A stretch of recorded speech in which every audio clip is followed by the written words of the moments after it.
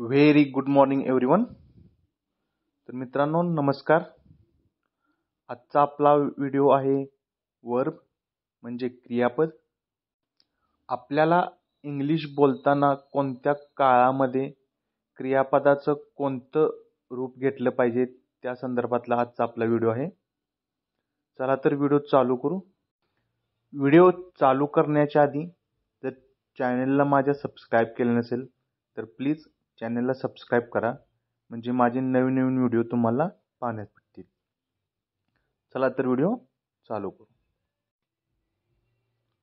मित्रांनो, मुख्यतः आपले 3 काळ आहेत: पास्ट टेन्स, प्रेझेंट टेन्स आणि फ्युचर टेन्स.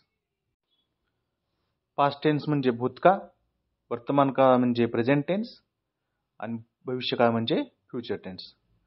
तर आपल्याला आजचा आपला व्हिडिओ कोणत्या काळामध्ये कोणता वर्ब वापरला जातो ते शिकणार आहे. चला तर चालू करू. आजचा आपला पहिला वाक्य आहे आय लेफ्ट. आय लेफ्ट म्हणजे मी निघालो. मित्रांनो, भूतकाळामध्ये कायम वर्बचा म्हणजे क्रियापदाचा कायम दुसरा फॉर्म घेतला जातो. कायम दुसरा फॉर्म, क्रियापदाचा दुसरा फॉर्म म्हणजे जी आपली क्रिया चालू आहे त्याचा दुसरा फॉर्म म्हणजे निघतो, निघालो हा क्रियापदाचा दुसरा फॉर्म असतो. फ्युचर मध्ये काय येईल? आय विल लिव्ह, मी निघून जाईन. I will leave. आजचं आपलं दुसरं वाक्य आहे आय टूक. आय टूक. आय टूक म्हणजे मी घेतला, मी घेतला. वर्तमान काळामध्ये आय टेक. वर्तमान काळामध्ये आय टेक म्हणजे मी घेईन. वर्तमान काळामध्ये घेईन म्हणजे take. I take. I take म्हणजे मी घेईन. भविष्य काळामध्ये कसे होईल? I will take. I will take. मी घेईन, मी घेईन. आता आपलं तिसरं वाक्य आहे मी गेलो. मी गेलो म्हणजे घटना घडलेली आहे तर कसं म्हणायचं? I went. क्रियापदाचं दुसरं रूप आहे गो, वेंट. क्रियापदाचं दुसरं रूप आपण वेंट वापरलं आहे तर कसं होईल भूतकाळामध्ये? I went. वर्तमान काळामध्ये I go.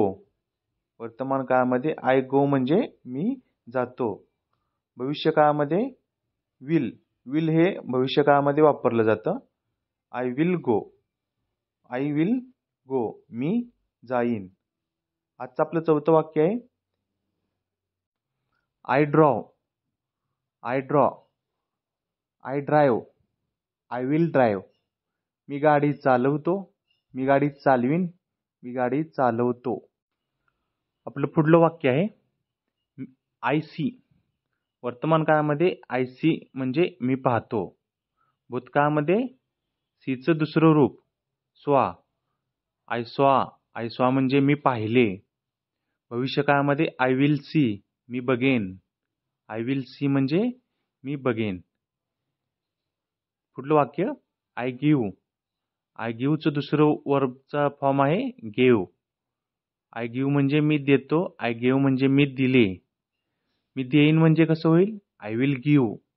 I will give. पुढलं वाक्य आहे आय ओपन. आय ओपन म्हणजे मी उघडतो.